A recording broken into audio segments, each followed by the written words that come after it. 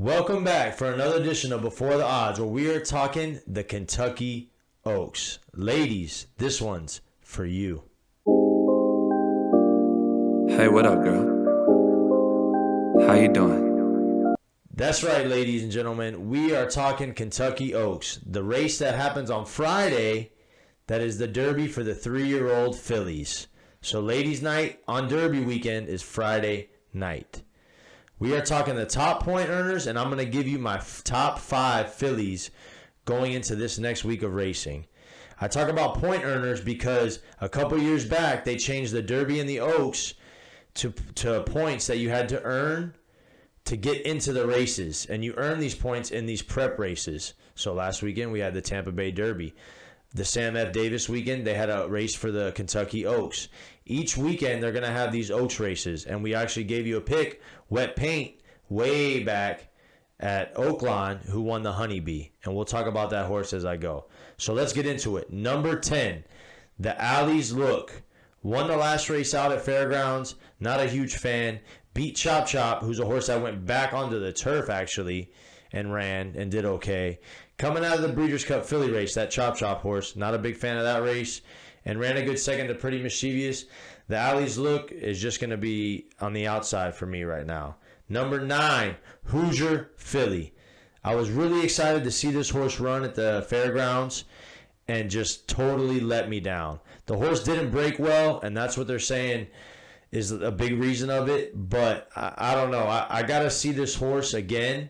And I'm hoping that it was the layoff, and I hope this horse comes back to run well because I like to see her do what she did her 2-year-old season and be a little dominant. Number 8, and Tell Me No Lies. Another horse coming out of that Breeders' Philly race I don't like. That race to me is just one of those ones where Wonder Wheel, who ended up winning, came back to not run very well. And the field she faced at Tampa when she ran there wasn't very good, and she couldn't get by a 37-1. So, and Tell Me No Lies lost to Wonder Wheel in the Breeders' Cup. Don't like that race, and I'm not going to like this filly either. Number 7, Red Carpet Ready.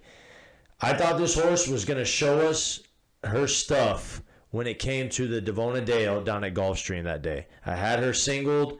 I thought she was going to be another Serengeti Empress gate to wire type filly. She wasn't even close. She ran a couple steps, got to the turn, died out, ended up losing to the 45-1 shot, Dorth Vader. Red Carpet Ready is not ready for the red carpet. Number 6, Wonder Wheel.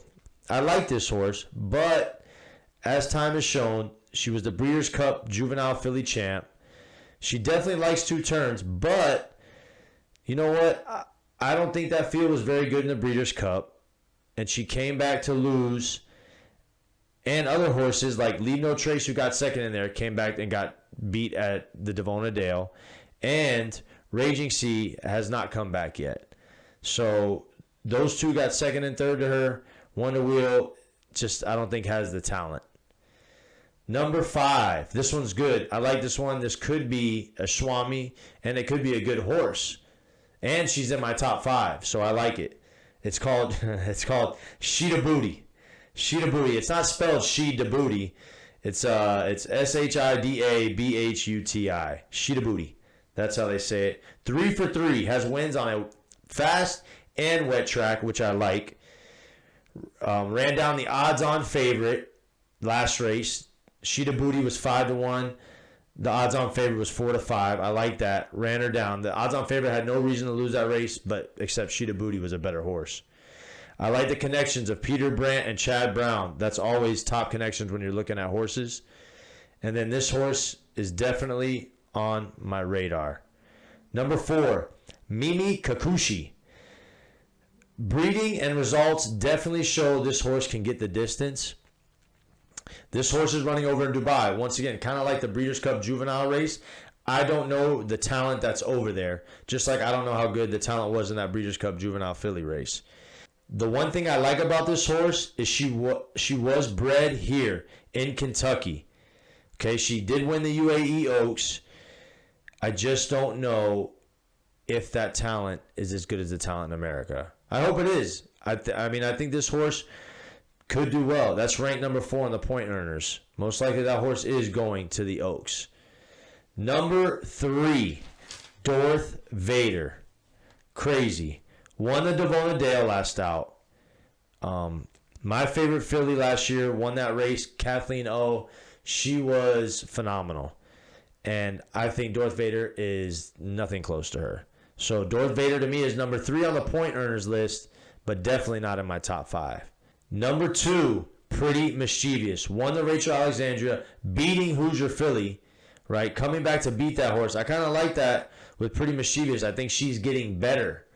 Okay, I think she's turning the corner and getting better as a 3-year-old. Some of these horses, from 2 to 3, some make the jump and continue to get better. Some stay the same and they don't end up making it. And I think this horse is getting better.